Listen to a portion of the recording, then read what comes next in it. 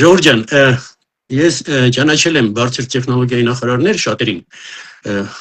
մեր նախագահային բանի վատ մարդիկ չեն, ոչ մի դեպքում, բայց մի մարդը, որը ընկերներից հետ որ խոսում են, գործարար ընկերներից հետ խոսում են, բան, ասում Մխիթար Հայրապետյանը չի քնում գիշերները, ինքը ոնց է 24 ժամ օրական աշխատում։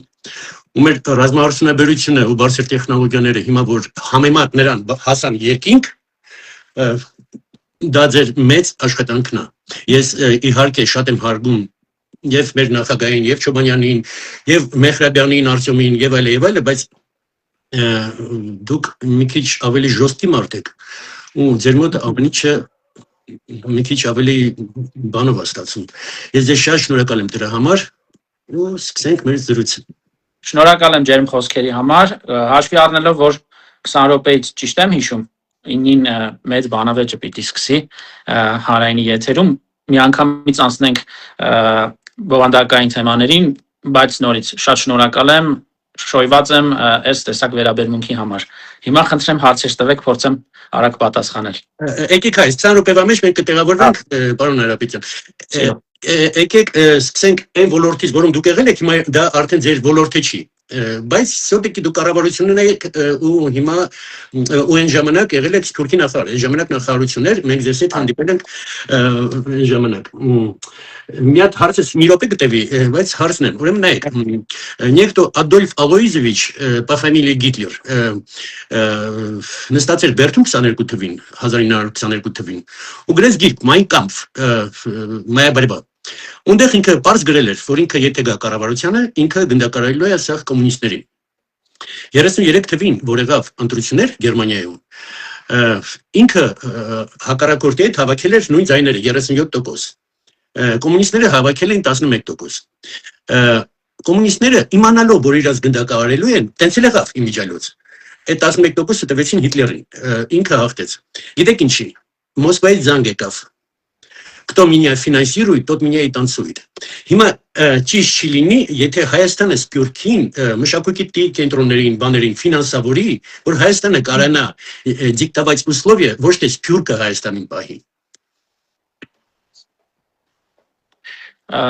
Կարծում եմ լավագույնս այդ հարցին կպատասխանի Սփյուռքի գործերի գլխավոր հանձնակատար Զարե Սինանյանը, վստահ եմ, որ ունեք առիթ իր հետ կապի մեջ եք, ծանոթ եք։ Եթե ոչ, ես միջնորդեմ մեծագույն սիրով, որ ինքն էլ ձեզ հետ եւ ձեր սիրելի լսարանի հետ շփվի հենց բուն Սփյուռքի թեմաներով, բայց եթե շատ կարճ ասեմ, որ շատ վաղուց, ինձնից էլ առաջ դեռևս Հրանուշ Հակոբյանի պաշտոնավարման ժամանակներից մի շարք ծրագրեր Հայաստանի Հանրապետության կառավարությունը այն ժամանակ Սփյուռքի նախարարության խողովակով իրականացրել է տեսակ մշակութային կենտրոնների, թերթերի, պարբերականների ֆինանսավորում է իրականացրել եւ այսպես շարունակ, այսինքն այնպես չէ, որ նմանատիպ ծրագրեր չկան, բայց նաեւ հաշվի առնելով այն հանգամանքը, որ ի պաշտոն է վաղուց նաեւ չեմ առնչվում մանրամասնորեն, կարծում եմ գործընկերս շատ ավելի հանգամանալից կներկայացնի թե մեր քաղաքականությունները եւ այսպես կոնցեպտը Սփյուռքի հետ հարաբերություններում, որովհետեւ իմ կարծիքով դեռ 18 թվականին ես ասում էի, որ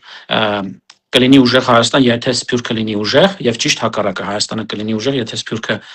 լինի ուժեղ, եւ սա երկկողմ հոգատարության եւ երկկողմ պատասխանատվության հայեցակարգ էր առաջ բերում, բայց նորից ես ինձ թույլ չեմ տա շատ ավելին խորանալ, կարծում եմ, որ ինձնից ավելի կոմպետենտ մարդիկ կան կառավարությունում այս թեմայով, առավել հետաքրքիր բովանդակային թեմաներով ձեզ հետ կիսվելու։ Я очень ценю ваши чувства такта, просто надо было спросить. Հիմա եկեք խոսենք մեր բարձր տեխնոլոգիաներից, ես տեսա ինչ եկավ Հայաստան մտավման, ինչա կառուցվել, ինչա կառուցվում, ինչա պատրաստում կառուցվել։ Պարոն Հայրապետյան, մենք ձեզ հետ զրուցել ենք, դուք ասացիք Գորջան, մենք մի ամիս հետո կխոսենք, որ ես չասեմ ինչ ենք պատրաստում անել, ինչ ենք արել արդեն, դա ավելի հեշտ կլինի խոսել։ Բարձր տեխնոլոգիաները շատ լայն հասկացություն են։ Ձեզ կոնկրետ որ ուղղությունն է հետաքրքիր, ըստ էության խոսենք։ Պաշտպանական արդյունաբերությունից մինչև արհեստական բանականություն, մինչև կիսաղորդչային ինդուստրիա, մինչև Բոլորը 15 րոպեում ի ուրախություն մեզ եւ մեր պետության հնարավոր չի հասցնել, որովհետեւ մի բանա գորամատունին ասում, մի բանա դուք եք ասում։ Դե եկեք արագ գնանք փորձենք որքանով որ դա հնարավոր կլինի կարճ ժամանակահատվածում։ Պաշտպանական արդյունաբերության կամ ռազմական արդյունաբերության ոլորտում իհարկե գիտեք ունենք լուրջ առաջընթաց։ Չեմ ուզում այլ բառերով այսպես նկարագրել, որովհետև նաև շատ կարևոր է, որ չընկնենք մենք էյֆորիայի մեջ եւ չկտրվենք իրականությունից, որովհետև ոլորտը ընդամենը մի քանի տարեկան է, 4, 5, 6 տարեկան է։ Տեսեք, մենք ունենք ընկերություններ այնպիսիք, ինչպիսին Դավառոն է կամ այլ ընկերություններ, որոնք գրանցված են եղել դեռևս 2007-8-9 թվականներից, բայց 2007-8-9 թվականից մինչև 20 թվականը, 21 թվականը նմանատիպ ընկերություններ ունեցել են միայն մեկ աշխատող, եւ ըստ էության մենք չենք կարող հաշվել, որ նմանատիպ ընկերությունները գոյություն են ունեցել, որտեղ որպես այդպիսին գործունեություն չեն ծավալ։ Այսինքն այն ինչ մեծ հետ տեղի ունենում այս ոլորտում հիմնականում 2021-22 թվականից հետո կարող ենք առանձնացնել եւ սրա կոնկրետ դրսևորումը թվերի մեջ է։ Այսինքն 18-19 թվականներին մենք ունեինք ընդհանուր ոլորտում 9 միլիարդ դրամի շրջանառություն, այսօր 70 միլիարդ եւ այն դինամիկա աճում է։ Ինչու՞ կամ ինչպես ստացվեց։ Ըստ էության սա մի մեկ թույլ տվեք ասել ռազմավարական որոշման արդյունք է, երբ Հայաստանի Հանրապետության կառավարությունը պարզապես ուղղակի որոշեց, որ պիտի ունենա ռազմական արդյունաբերություն։ Ինչու մենք եկանք այդ համոզման, մի շարք հանգամանքներից ելնելով, օրինակ պատերազմի ժամանակ ինքնաբավության խնդիր կար, դրան հաջորդող ժամանակահատվածում կային մի շարք լոգիստիկ խնդիրներ, այդտեղ ի հայտ եկավ զենքերի կամ ռազմատեխնիկական գնումների դիվերսիֆիկացիայի խնդիր եւ այսպես շարունակ, եւ կառավարությունը հասկացավ, որ Հայաստանի ներսում պիտի փնտրես մի շարք հարցերի լուծման բանալին եւ նաեւ կառավարությունը նման որոշում կայացրեց հասկանալով, որ ունի ներուժ ի ուրախություն մեզ բոլորիս, ունի գիտական, գիտատեխնիկական, ինժեներական լրջագույն ներուժ։ Դրանից ասեմ, որ ստացվեց։ Այո, եւ սա իհարկե չի նշանակում, որ Հայաստանը արտադրելու է ամեն բան։ Սա չի նշանակում, որ Հայաստանը նման ամբիցիա պիտի ունենա։ Սա նշանակում է, որ կլինեն ուղղություններ, որտեղ Հայաստանը պիտի ձգտի գերազանցության։ Դրանք կլինեն ռազմամթերքի արդյունաբերություն, տրոնաշինություն, ռոբոտաշինություն եւ այսպես շարունակ։ Իհարկե ժամանակը ցույց կտա, որովհետեւ նաեւ տեխնոլոգիաներն են շատ արագ փոփոխվում, բայց իհարկե այս պահին ըստ էության ձևավորվում է որոշակի պատկեր, թե Հայաստանը պաշտպանական արդյունաբերության համաշխարհային քարտեզի վրա որ տարածքը կարող է գրավել։ Հիմա հիմնարար որոշումը դա եռամյա պայմանագրերն էին, եւ կառավարությունը գնաց լրջագույն համարձակ մի որոշման, ըստ էության, ինչպես նշեցի, գրեթե չունենալով ինդուստրիա ոլորտ, ինչու եմ ասում գրեթե, որպեսզի նաև չնսեմացնեմ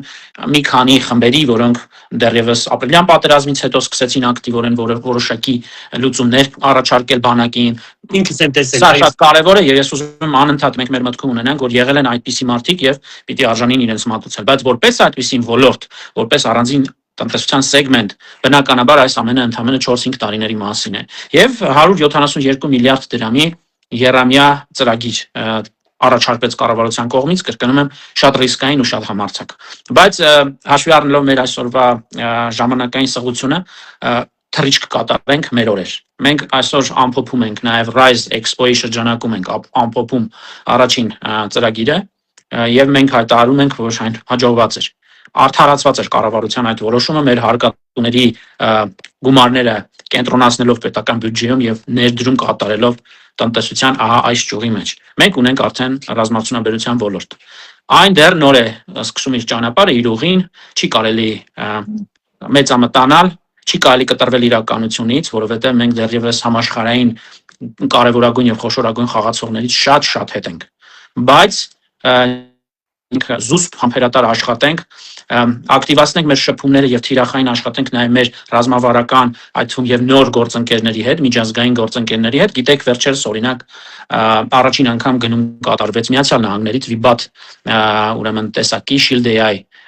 ընկերության դրոնները աշխարհում յուրահատուկ իրենց տեսակով հետախուզական դրոններ, եւ մենք նույն ընկերության հետ նաեւ քննարկում ենք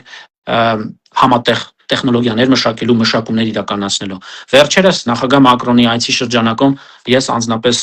ստորագրեցի, պատիվ ունեցա ստորագրելու փոխհմբռնման հուշագիր Ֆրանսիայի գործընկերների հետ համատեղ ռազմական տեխնիկա արտադրելու վերաբերյալ։ Սա նշանակում է, որ մենք մեր ռազմարտությունաբերողներին մի մեծ նոր դաշտ ենք ստեղծում, նոր գիտելիք ներմուծելու Հայաստան եւ չպարփակվելու մեր սեփական գիտելիքների մեջ, որովհետեւ այդ գիտելիքները սահմանափակ են։ Ես 3 ֆորումի ընթացքում ռայզում հայտարարեցի, որ մենք շատ մեծ ձեռքբերումներ ունենք եւ անգամ արտահանում ենք իրականացրել այս ընթացքում վերջին 1 ամսվա ընթացքում 2 երկիր, բայց դա որևէ պարագայում չպիտի թույլատնի մեր ընկերությունների զգոնությունը ու մղի նրան, թե մենք արդեն ամեն բան գիտենք։ Բացի այդ, մենք նաեւ պաշտպանության նախարարության գործընկերների հետ իդեպ ասենք, որ մենք նմանատիպ հաջողությունները, ես պետք է խոստովանեմ, որ ոլորտում գրանցված են նաեւ պաշտպանության նախարարի, գլխավոր շտաբի պետի եւ իրենց թիմի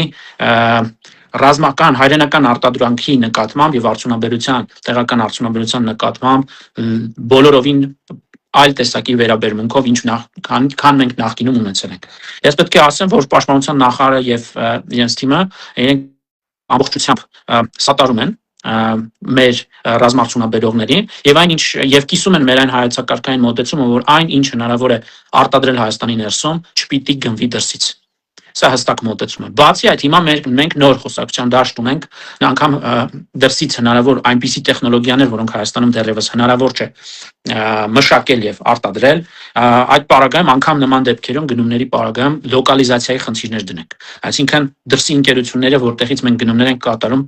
նրանց եւ մեր հայրենական արտադրողների միջև կամուրջներ ստեղծենք, որպեսզի կարողանանք մի շարք զինատեսակներ լոկալիզացնել, տեղայնացնել եւ ինչ որ մասը արտադրել պարտադիր Հայաստանի Հանրապետության ներսում։ Սա նշանակում է տեխնոլոգիայի տրանսֆեր, որը ամենակարևորն է, ամենաանգին բանն է այս ողջ պատմության մեջ։ Այսինքն մենք գնումներ կատարելիս նաեւ պիտի դիտարկենք հնարավորություն տվյալ տեխնոլոգիայի տրանսֆերը ներմուծումը դեպի Հայաստան, որպեսզի մեր գիտնականները, մեր ինժեներները, մեր հետազոտողները ռազմաչափաբերական մեր ընկերությունները հասանելիություն ստանան այդ օրինակ տեխնոլոգիաների։ Հարստական բանականության մասին գուցե այլ առիթով կհասցնենք խոսել։ Գիտեք, որ օրինակ վերջերս կրկին օգոստոսի 8-ին 25 թվականի ստորագրվեցին փաստաթղթեր Միացյալ Նահանգների հետ, որ հիմնարար կամ հեղափոխական քայլ էր մեր երկու երկրների հարաբերություններում հենց տեխնոլոգիաների ոլորտում։ Դա առաջին անգամ հնարավորություն տվեց հասանելի դարձնել աշխարհի ամենաառաջադեմ տեխնոլոգիաներին, NVIDIA-ի Blackwell տեսակի չիպերին, որոնք այս պահի դրությամբ շուկայում առկա ամենաառաջատարն են նմանը չունեցող։ Եվ այսուհետ մենք կարող ենք պարտորեն ասել, որ Հայաստանի Հանրապետությունը նմանատիպ չիպերով ձևավորված սերվերային սարքավորումներով հագեցած, այսինքն սուպեր համակարգչով հագեցած արհեստական բանականության գործարաններ են ունենալու։ Նույնը պիտի տեղի ունենա ռազմաչափաբերության հետ։ Մենք պիտի հասանելիություն ստանանք նմանատիպ տեխնոլոգիաների, պիտի անընդհատ ու անդադար սովորենք, հարցեր տանք, մեր ռազմաչափաբերողները մեզ հետ միասին պիտի փորձեն հասանելիություն ունենան նմանատիպ գիտելիքների եւ նոր մակարդակի վրա բարձրանանք։ Այն դրոնները, որ մենք ունենք աշխարհի շատ երկրներում, օրինակ արհեստական բանականության լուծումներով մի շարք տեսակներ շատ հետաքրքիր են, բայց սա նշանակում է, որ կան որոշ տեղեր, որտեղ մենք ունեցել ենք հաջողություններ, բայց սա պիտի զարգացնենք։ Եվ սրա համար այս հաջողությունները տեսնելով եւ հողեղեն զգալով այդ ամենը, կառավարությունը մեկ այլ շատ կարեւոր ռազմավարական որոշում կայացրեց առաջիկա տարիների համար շարունակել երկարաժամկետ ուրեմն գնումների այս գեղեցիկ ու ռազմավարական ուրեմն նշանակություն ունեցող մշակույթը եւ եւս 190 միլիարդ դրամ արդեն իսկ առանձնացվել է կրկին հայրենական արտադրողներին պատվիրակելու, այդ գումարը ներդրում է, ուղիղ ներդրում է եւ արդյունաբերության զարգացման մեջ, եւ տեխնոլոգիական զարգացման մեջ, եւ բնականաբար գիտության զարգացման մեջ։ Պարոն Հարապետյան, sense հարց, ուրեմն քանի որ գործարաններ են կառուցվում են Պոլպրավատիկովի ռազմաարդյունաբերության գործարաններն են զարգանում եւ այլն, то есть մենք ստեղծում ենք աշխատատեղեր, որը ոչ թե գաճ քսողական վուլկանիզացիա, ագրիշկաբան, այ ամենայն հարգանքով գաճ քսողների նկատմամբ։ Այո, իհարկե, բայց մենք հիմա գործարանից գնում է Զակասկ ինստիտուտը, որ իրանք այդ սպეციալիստներին մեծացնեն բարձր աշխատավարձով, իրանք որ հետո աշխատելու են ապահովված լինելու ամբողջ կյանքում։ Մոտարապես ինչ քանակի աշխատողը պատրաստվում այնտեղ բանանի։ Այս պահի դրությամբ դուք նորից ուզում եմ շատ ընդհանրական ես կդժվարանամ ասեմ։ Դուք հիմա նկատի ունեք արհեստական բանականության տվյալային կենտրոնների կամ ԱԲ գործարանների մասին։ Ոլորտի մասին խոսում, բարձր տեխնոլոգիայի, թե ռազմաարդյունաբերությունը, թե օրինակ, եթե տեսեք նախ վաղը մենք էքսկլյուզիվ բան եմ ասում, ցես երևիկ, վաղ մենք հրազդանում մի շատ կարևոր իրադարձության ենք մասնակից լինելու, հենց արհեստական բանականության տվյալային կենտրոնի հետ կապված, ակնկալում եմ, որ նաև ձեր լսանը հետևի, ակտիվորեն հետևի, լավ նորություններ ենք ունենալու։ Օրինակ Firebird ընկերությունը առաջին փուլի իրականացման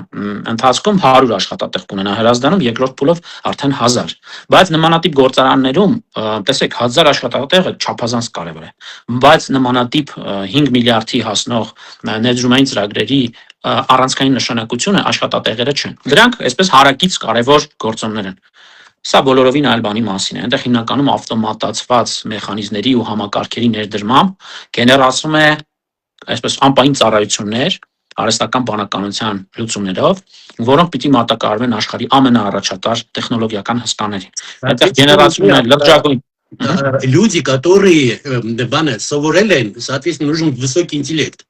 Հասկանում դրա մասին է խոսքը, որ այդ 1000 հոգի Հրազդանի համար դա քիչ թիվ չի։ Ռազմարտունաբերական ընկերությունները բոլորովին այլ պատմություն է։ Այնտեղ եւ գործարանային, այսինքն արտադրական տարածքներ կան, եւ կան ինժեներական եւ հետազոտական տարածքներ։ Տեսեք, մեզ համար ռազմավարական կարեւորություն ունի R&D-ն, այսինքն գիտահետազոտական աշխատանքները եւ փորձարարական մշակումները։ Ինչու՞, որովհետեւ մեր նպատակը նորարարություն, ինովացիա բերելն է այս ոլորտ։ Եթե չկա ինովացիա, եթե չկա նորարարություն, չկա նաեւ զարգացում։ Սա մեզ համար կենսական կարևորություն ունի եւ սրա համար մենք նաեւ առանձին ծրագրեր, առանձնահատուկ ծրագրեր ունենք ռազմարտունաբերողների համար։ Մենք ամեն օր անդադար խրախուսում ենք, որպեսզի նոր գիտելիք ստեղծվի եւ այդ գիտելիքը բերվի դեպի պաշտպանական արդյունաբերության ոլորտ։ Առաջընթացի կամ թռիչքաձև զարգացման նախապայմանը։ Այսինքն այս իմաստով կրկին պիտի տարանջատենք, այսինքն գործարանային արտադրական տարածքներում աշխատողներ համապատասխան մասնագիտություններով, ռազմամթերքի վրա տարբեր մասնագետներ, քիմիկոսներ, ֆիզիկոսներ, այսինքն մենք նաև պիտի ասեմ, որ առաջին անգամ այս որոշմամբ ստեղծել ենք ինդուստրիալ պահանջարկ գիտնականի համար։ Սա շատ կարևոր է։ Իհարկե լավ կհիշեք, որ դա Հայաստանի պատմության համար կամ մեր ժողովրդի պատմության համար նորություն չէ, դեռևս խորհրդային տարիներին հենց մի շարք ինդուստրիալ ուղղություններով պահանջարկ ձևավորվում էր գիտնականների կամ հետազոտողների համար։ Բայց վերջին տասնամյակների ընթացքում ցավոք սրտի այդտեղ դադար եղավ։ Եվ սա նշանակում է, որ սա նոր էջ է բացվում նաև գիտության զարգացման համար։ Սա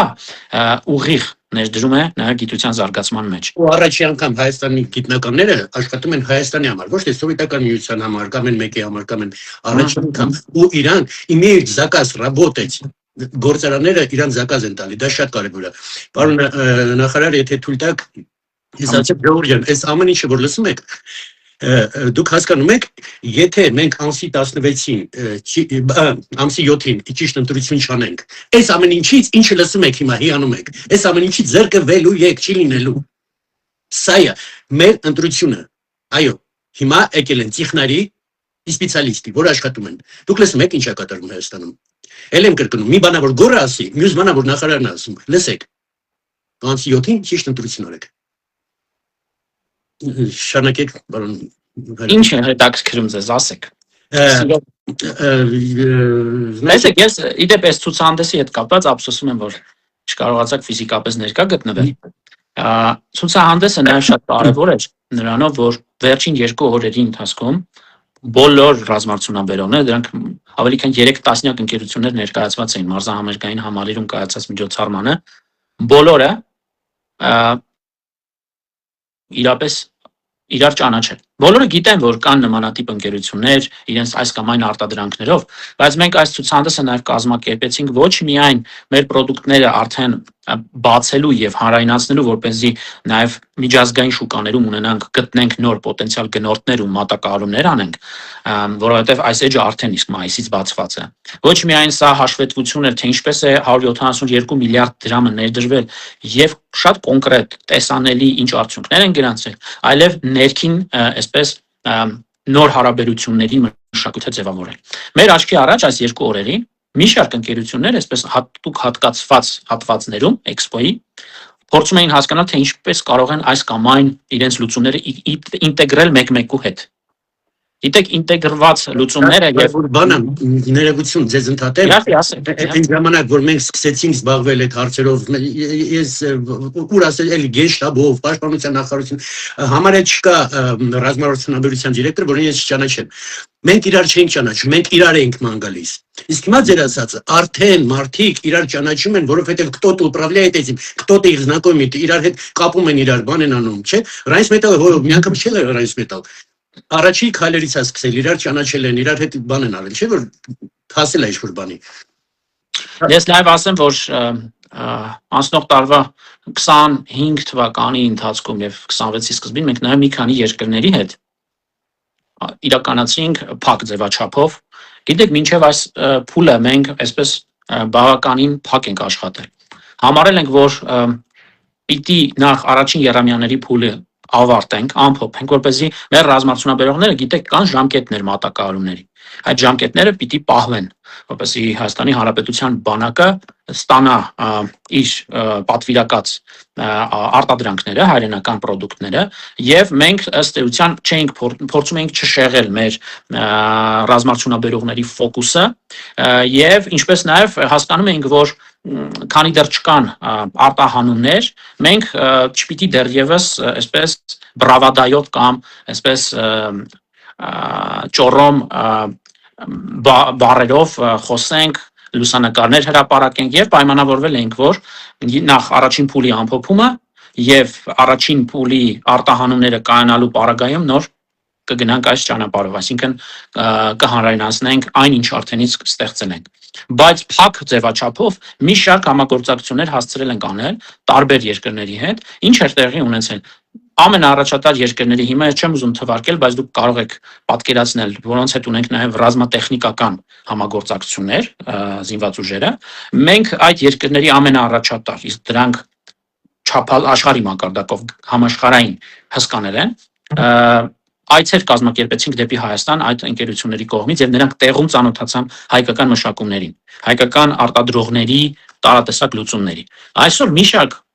գուցե թե 1 տասնյակ հայկական ընկերություններ աշխարհի առաջատար այն երկրների, որոնց հետ մենք ունենք այդ օրինակ հարաբերություններ, վստահելի եւ բարձր քաղաքական մակարդակով հարաբերություններ, ամենօրյա ռեժիմով աշխատում են, որպեսզի նաեւ համատեղ օրինակ R&D համատեղ ծրագրերի վրա են աշխատում։ Այսինքն երկու կողմերի թիմեր համատեղում են իրենց ջանքերը եւ ստանում են պրոդուկտներ։ Սա շատ բան փոխեց նաեւ աշխարհի հետ հարաբերվելու մեր ռազմարտունաբերողներին։ Սա բերեց նոր մտածողություն, նոր մտահորիզոն ձևավորեց մեր ռազմարտունաբերողների համար։ Որովհետեւ անգամ բարևելիս Սիլիկոնյան հովտում կար հատուկ ձև, հա, տեխնոլոգիական ոլորտում։ Եվ յուրաքանչյուրը ունի իր յուրահատկությունը։ Այս օրինակ շփումներության կոմիտեի դեպ նախագահի Արամ Ջիվանյանի անձնական առաջնորդությամբ նմանատիպ շփումները ստեղծվեցին մեր ռազմարտունաբերողների եւ մեր միջազգային գործընկերների հետ։ Մեր աչքի առաջ մենք ամեն օր նկատում էինք, թե ինչպես է փոփոխվում այդ մշակույթը։ Աշխարհի հետ հարաբերվելու, խոսելու, տեխնոլոգիաների տրանսֆերի մասին քննարկումներ մեկնարկելու եւ այսպես շարունակ, որովհետեւ տեսեք, պատերազմից հետո ձևավորվեց մի իրավիճակ, երբ մեր սիրելի ռազմարտունաբերողները պարզապես փորձում էին ինչ-որ կերպ օգնել բանակին։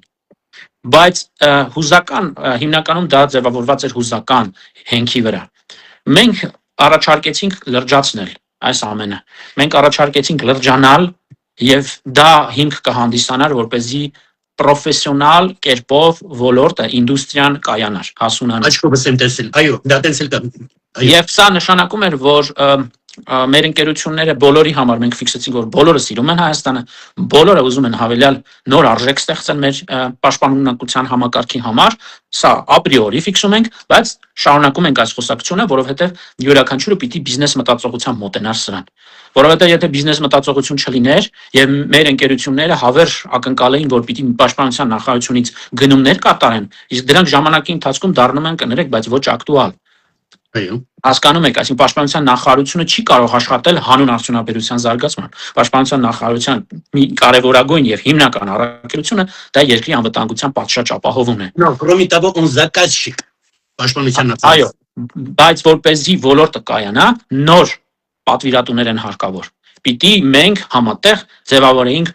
այլընտրանքային պատվիրատուներ, իսկ այդ պարագայում բնականաբար դա նշանակում էր նաև արտահանում։ Ինչ պիտի տեղի ունենա։ Պիտի մեր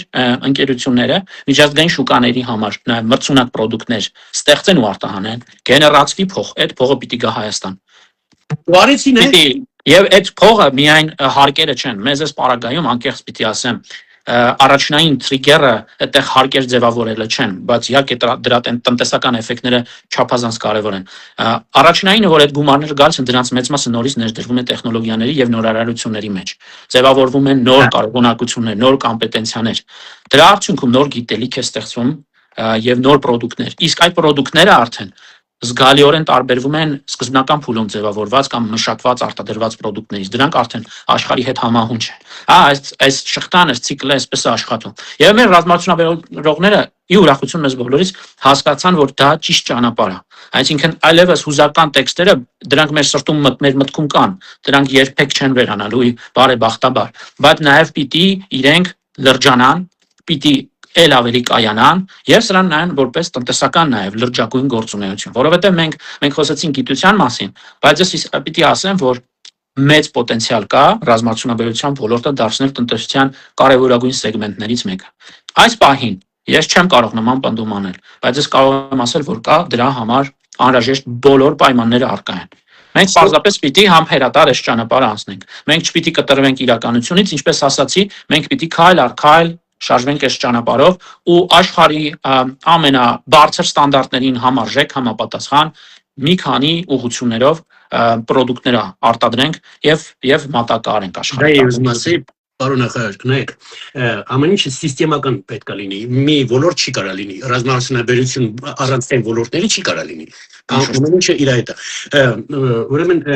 մի քանի օր առաջ նստած էինք գերմանացիների, շվեյցարացիների հետ ու իսպանացիների հետ։ Ասում են իսպանացի, գերմանացի, շվեյցարացի ասում են Nvidia-ն մեր մոտ չկա, այմար ձեր մոտ ոնց է, դու ոնց եք աշխարհի 5 երկրի մտնելու այդ բաներով։ Կա Nvidia-ն կա իրենց մոտ, բայց կարող եմ ասել, որ նույն Գերմանիայում մենք այստեղ երբ խոսում ենք արհեստական բանականության, հաշվողական ռեսուրսների մասին, ծավալային առումով, երբ նոր գործարանները սկսեն աշխատել, գործարկվեն, դրանցից մեկը իդեպ Elevate-ը արդեն սկսեց աշխատել, առաջիկայում մենք սպասում ենք նաև Firebird-ի գործարկմանը, այդ իմաստով աշխարհում մենք ձեր նշած երկրներից իհարկե ավելի առաջ կլինենք։ Ուզում եմ ասել իրենց անուններով կոչենք, այնպես չէ որ Գերմանիայի նման երկիրը հասանելիություն չունի,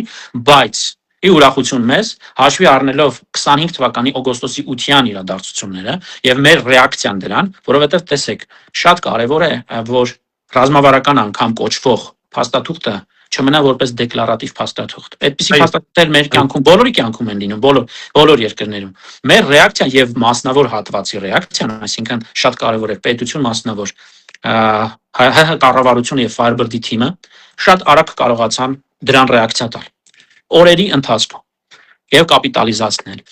Այսինքն այս իմաստով նաեւ հաշվի առնելով էներգետիկ կարողությունները, որոնք առկա են Հայաստանի Հանրապետությունում, մենք ունեցանք հնարավորություն համոզելու, հիմնավորելու Միացյալ Նահանգների մեր գործընկերներին, որ Հայաստանի Հանրապետությունը կարող է ունի ամբողջ բավարար ռեսուրսները դառնալու տարածաշրջանային արհեստական բանականության գործարանների հաբ կամ հանգույց։ Ժորժ ջան, լսում եք։ Այսինքն մենք Հայաստանը 5-յակի մեջ է մտելու աշխարհի։ Արձանագրենք, որ կան մի քանի գուցե թե տասնյակ երկրներ, որոնք հասանելիություն ունեն, կարող են Միացյալ Նահանգներից լիցենզիա ակնկալել, ասենք 2 տասնյակ երկրներ, բայց հաշվողական ռեսուրսների քանակով մինչև տարեվերջ ակնկալվում է, որ Հայաստանը առնվազն լավագույն աշխարհի տասնյակում կլինի։ Մեր գործընկերները Firebird-ի ասում են հնգյակում, ես ավելի համեստ եմ միշտ, ինչպես նկատած կլինեք, տասնյակն ասում եմ, մեր ժողովուրդը կգնահատի նաև այն, որ մենք տասնյակում հայտնվենք։ Իհարկե։ Պարոն Հայրապետյան, նայեք ինչա։ Մենք 5 րոպեից պիտի ավարտենք ամենայն հարգանքով։ Հա, վերջի հարցը։ Արդեն հարցել չկա, ուղղակի ես ժողովրդին ասեմ, Ժորժ ջան, տեսնում եք ինչա կատարվում, ինչ ծավալներ են, ինչա պատրաստում Հայաստանում, ինչա բան լինում եւ այլն։ То есть մենք оказывается մենք կարայինք տենց լինեինք։ Ու հիմա դառնում ենք Հանգարողները շատ են, ես հիմա քանի որ պարոն Հայրապետյան նախարարը ինքը պետք է պոլիտիչնից դիրջա չի կարա բաներ ասի, բայց մենք գիտենք շատ լավ, որ խանգարողով, բայց մենք անում ենք, մենք հասնում ենք դրան։ Ու ոչ ոք մեզ չի խանգարելու։ Ես ձեզ մի բան ասեմ, մի բան պիտի ասեմ։ Իմ բնույթով ես սովորեմ ոչ թե ավելի շատ այլ տեղերում փնտրել մեղավորների, այլ ինքնահայեցման ճանապարհով գնալ։ Ռազմարտությունաբերություն չունենալու պատճառը ձեր ակնարկած պետությունը չի։ Ամենայն հարգանքով։ Սա իմ կարծիքն է, դուք կարող եք այն չկիսել։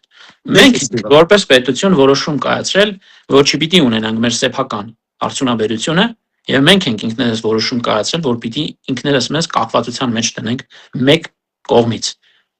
Ով ինչ ասի, չհավատակ։ Ես մի հատ գեներալի մոտ եմ մտել։ Ուղղակի այդ ձեր ասած գեներալները կամ որոշ պաշտոնյաներ գուցե թե ունեցել են որոշակի անձնական շահագրգռվածություն։ Դուք եք էֆիրում ամենը չեմ տալիս, потому что политարիտ։ Հետո դուք արդեն առանցից։ Ես գեներալի մոտ եմ մտնում, բանը ցույց ենք տալիս մեր բանը 400 լիստ դակլադ ենք դնում, ինչ ենք անելու եւ այլն։ Ասում եմ 2006 թվականից ես բիսպիլոտնիկով եմ զբաղվում։ Ասում եմ դրա համար մի հատ չունենք ու համեմատենք N ու S։ Բայց եկեք կենտրոնանանք դրականի վրա։ Մենք այդքան ժամանակ ու էներգիա չունենք անընդհատ նեգատիվով մեզ, այսպես շրջապատելու, նաև մեր քաղաքացիներին։ Անկեղծ եմ ասում, մենք պատմական ժամանակահատվածում ենք ապրում։ Այդպես է ստացվել։ Եվ հնարավորությունների ժամանակաշրջանում ենք ապրում։ Եվ ես ասում եմ, որ առաջարկում եմ, որ բոլորս կենտրոնանանք ամեն օր այդ հնարավորությունները կապիտալիզացնելու մեր պետության համար։ Մնացած գնահատականները դրա համար կան ինստիտուտներ, իրավապահ համակարգ, մենք պիտի այդտեղ բարեփոխումները շարունակենք անել ու ապավինենք, որ իրենք իրենց աշխատանքը կատարեն։ Չէ, կիսում եմ, լրիվ հասկանում եմ, բայց հիմա ժամանակն է լուր, զուսպ աշխատելու եւ արդյունք ստեղծելու եւ օրեցօր զարգանալու։ Ես սա կենաց չի։ Ես ուղղակի ուրախ եմ, որ նաև մեր քաղաքացիները եւ 28-ի, այսինքն 28-ի զորահանդեսին, բայց նաև եւ հատկապես Ռայզի շրջանակում, որովհետեւ այստեղ բացառապես հայկական արդյունաբերական պրոդուկտներն էին ներկայացված, ուղղակի տեսան, որ չկան կենացներ, ընդհակառակը ուղղակի չէին սպասում շատ-շատեր։ Այսօր վարչապետը ինքը այցելել էր մարզահամերգային համալիր եւ ինքը ընդհանրապես խոստովանեց այցում եւ ուղիղ եթերում, ասաց, որ ճիշտն ասած ես 1 ժամ էի նախատեսել, մտածելով, որ կհասցնենք բոլոր տաղավարները այցելել։ Ի տխրություն շատ մեր գործընկերների չստացվեց, բայց ի ուրախություն մեզ 1 ժամում ուղղակի հնարավոր չէր ամենը տեսնել։ Այդ ինչ շատ լավ է։ Մխիթար ջան, մենք հիմա հրաժեշտ ենք, դուք շտապում եք, ես էլ գործեր ունեմ եւ այլն։ Ժողովուրդ ջան, ուրեմն ով ինձ պատվիսկա եղած է, խնդրում եմ, որ ես չերես չասեմ, պարոն Հարապետյանը ասում է, հետո ես կրկնում եմ, ինձ լսում եք, միանգամից պատվիսկա եղեք Մխիթար Հարապետյանին, նախարարին ու ամեն ինչը с первых рук դուք իմանաք, հա։ Ու տեսնում եք ինչքան նորություն կա ու ինչքան լավ նորություն կա։ Ուժեղանալու ենք ու մենք հաղթելու ենք։ Սիրելի Գոր, շնորհակալ եմ։ Գրկում եմ ձեզ եւ գրկում եմ մեր բոլոր այն հետևորդներին, որ այս պահին իրենց թանկագին ժամանակը հատկացրին լսելու իմ եւ ձեր զրույցը։ Լավ երեկո։ Ձեզ էլ։ Ստեսու։